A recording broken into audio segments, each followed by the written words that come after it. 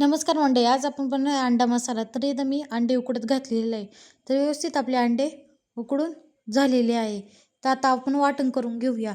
आलं, लसूण, मिरची, टोमॅटो आणि भरपूर कोथिंबीर घालून वाटण तयार करून घ्यायचं. तर वाटण झालेलं आहे.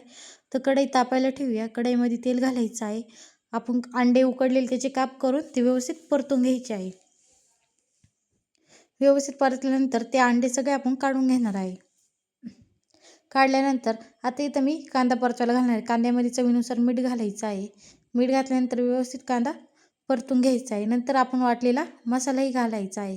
मसालाही तेल सुटेपर्यंत परतून घ्यायचा आहे. तर मसाला घातल्यानंतर आपले घरगुती मसाले घालायचे आहे. तिथेही व्यवस्थित पाणी घालून परतून घ्यायचे आहे.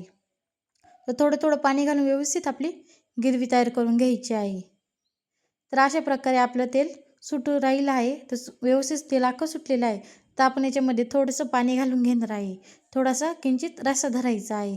तर पाणी खादं उकळून घ्यायचं आहे व त्याच्यात वरतून कोथिंबीर घालायची आहे व आपण अंड्याचे काप करून त्याच्यात घालणार आहे. तयार झाले अंडा मसाला.